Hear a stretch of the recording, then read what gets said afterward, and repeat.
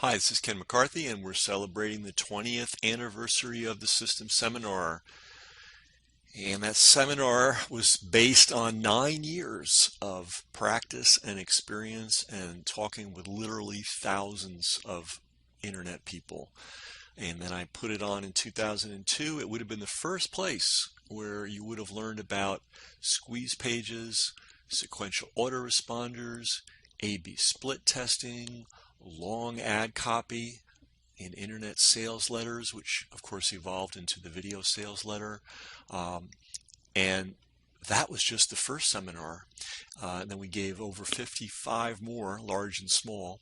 Then I retired it and retired myself from that hard work of putting on live seminars. Those that have done it know it ain't easy. Those that haven't, you'll find out someday maybe. But in any event, we've got this ongoing group called the System Club. These are graduates of the original System Seminar, and that used to be the only way you could become a System Club member. Now, because I no longer give the live public trainings, any serious internet marketer that wants to join the System Club, assuming they qualify, is welcome. And I wrote a book called The System Club Letters. It's actually a collection of letters that I sent to System Club members over the years, and I'm reading it, one chapter a day. All right, on the subject of mailing lists, and we make sure you listen to the previous day because that will prepare you to really appreciate this. List rot, causes and cures. How many times have you heard someone brag about the size of their list? I've dealt with many multi-100,000 name list owners over the last 10 years, and I can tell you I've been frequently underwhelmed by their responsiveness. What's the problem? Actually, it's many problems. Because email is a fantastically inexpensive and forgiving medium, a lot of internet marketers, including many acclaimed superstars, have failed to learn some of the most basic lessons of list management. List management, it sounds boring and dry, doesn't it? Well, consider this. If your list is the lifeblood of your business, doesn't it make sense that list management should be something more than loading all your email addresses into a file and pressing send every now and then? Fact of life, lists rot. People move. They change their email addresses. Your domain gets added to their spam filter. And worst of all, they lose interest. They lose interest because you've ignored them for too long or you've sent them too much of the same old, same old. Lists are pretty forgiving, but those are two failings that are hard to recover from. Solutions to the problem of list rot. Number one, be aware. Simply reminding yourself every day that an untended list will rot is an important step toward preventing and treating the problem. Yes, list rot is a preventable disease. 2, mail. Never let a month go by without mailing something of value to your list. And that's very conservative advice, but there are people that don't even do that. In the print world, quarterly newsletters are hard to make work financially. For some reason, human beings need a monthly exposure at a minimum to stay connected. 3, mail more often. Few internet marketers fail on the side of mailing too often. Yes, there are some folks who seem to be members of the get-rich-quick offer of the day club. That's the guys that mail out garbage. But in fact, they are few and far between. However, I am on 2 lists that send me stuff every single day, sometimes more than once a day. And more often than not, I read every single issue.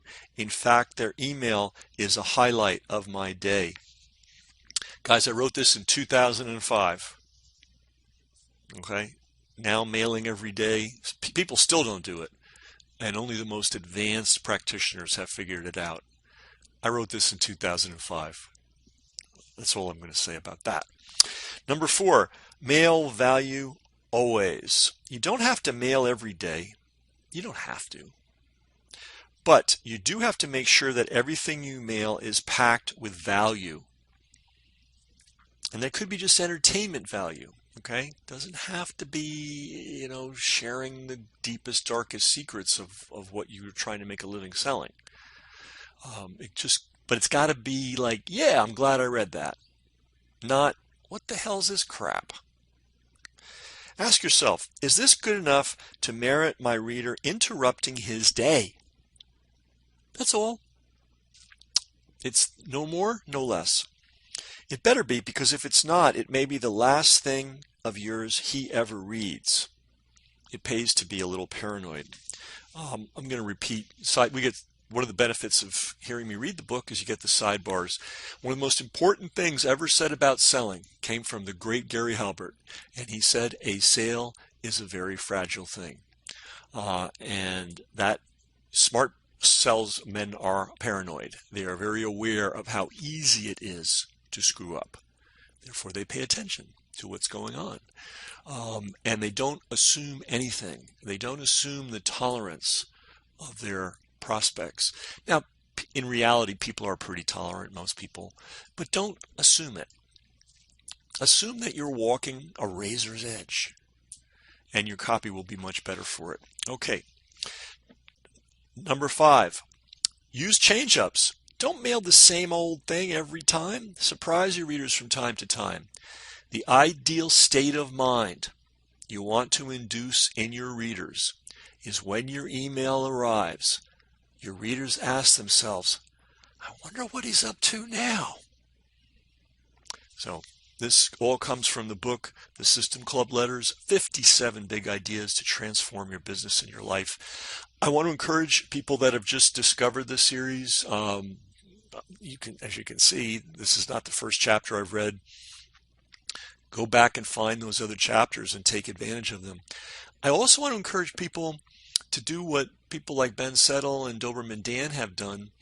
And these are seven-figure copywriters, seven-figure-a-year copywriters.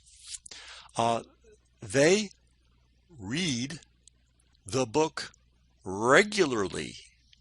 I don't want to say it's their Bible, because they read a lot of other stuff.